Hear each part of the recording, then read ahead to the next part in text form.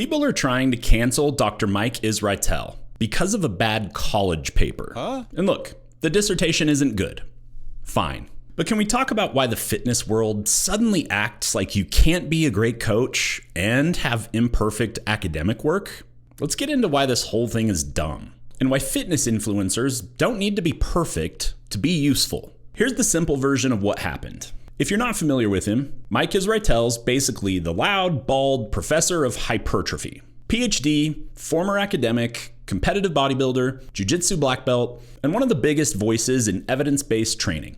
He has a hugely popular channel called Renaissance Periodization. Recently, someone did a breakdown of Mike's dissertation, said it was low quality, and the internet did what it always does. It put on its tiny detective hat and immediately started sprinting toward the word fraud. And as we know, the internet loves the word fraud almost as much as it loves creatine gummies. Now, don't get me wrong. The paper is weak academically. The writing isn't great. The structure is sloppy. These are valid critiques. But somehow, this spiraled into, he's not a real PhD. He tricked everyone. He's not actually a real bodybuilder. He doesn't deserve a black belt. That one really got me. Like, the IBJJF is gonna knock on his door and repossess it. Or his training advice is worthless now. We went from your paper could use some editing to you're basically the Enron of fitness. And why did this blow up now?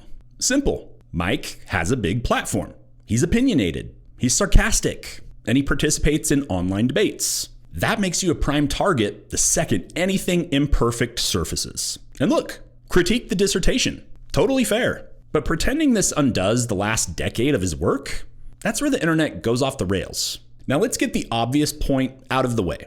Academic writing is a different skill than applied coaching. A dissertation measures how well you review literature, follow formatting rules, discuss methodology, and write in a specific academic style. Coaching measures whether your advice works, whether your clients get results, whether your systems make sense in the real world, and whether people understand what you're teaching. Those are completely different arenas. Some of the best coaches in the world in lifting, bodybuilding, sports have zero academic credentials and still produce elite results. Likewise, some brilliant academics couldn't coach a houseplant to grow toward sunlight. Meanwhile, your gym's 50-year-old powerlifter named Doug can get a teenager to squat 405 with nothing but chalk dust and emotional damage. They're just not the same skill set. And that's the real issue here. People want influencers to be perfect at everything. Researcher, communicator, scientist, coach, entertainer, athlete, to be super f***ing hot, all in one body. We want a PhD who deadlifts 700 pounds, speaks in TED Talk quotes, and still has enough time to make 3 videos a week with perfect lighting. Grow up. That unicorn does not exist. If academic writing determined lifting ability, every English major would be shredded. They're not. Trust me, I've checked.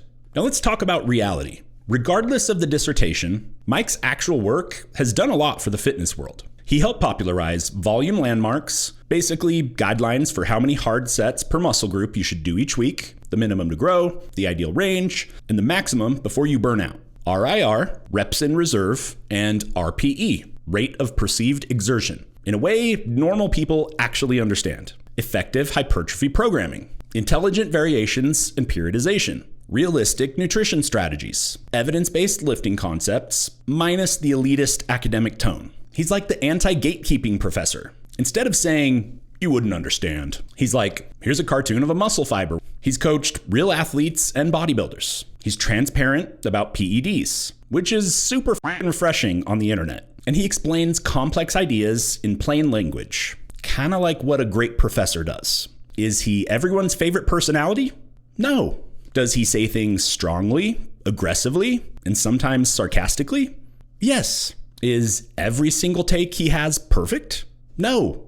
Who is? But if the standard is everything you've ever done must be flawless, then congratulations. We just eliminated the entire fitness industry. Here's the real phenomenon happening. The internet doesn't know how to process flawed but useful. It only knows this person is my god or this person must be destroyed. There is no middle ground. Nuance doesn't go viral. Drama does. Outrage equals views. Views equal money. Money equals more outrage. We reward creators for the hottest take possible, and then we're shocked when those same people behave like cartoon villains. Nuance is like fiber. Most people know they need it, but they'd rather dry scoop outrage and slurp up their dopamine slop. And because of that, the second an influencer slips, even slightly, we get this weird pile-on where people aren't just critiquing the thing, they're trying to rewrite the person's entire legacy. Mike Israetel had one bad paper. He's done. Canceled. Give back your muscles, meathead. I mean, the paper was mid at best, but his actual work is pretty solid. I read the thesis, and honestly, I've seen worse at... No, we have no room for context here. Only fire and brimstone. Here's the heart of the issue. Fitness doesn't need perfect experts. It needs useful ones. Some people are better researchers. Some are better coaches. Some are better at communicating. Some are entertaining first, educational second. Some are educational first, entertaining never. No one is all of them. If we cancel people over one flaw, you'll be left with influencers whose only credential is the fact they got a ring light and a coupon code. Mike's dissertation isn't great. I'm not defending that. But that doesn't erase the valuable things he's contributed to the fitness and bodybuilding community. And I think it's a bad idea for the internet to cancel him. Imperfection does not mean you are a fraud. A bad paper does not make a bad coach. And one weak academic moment is not a lifelong character flaw. If that were the case, half of us would still be defined by our freshman year haircut.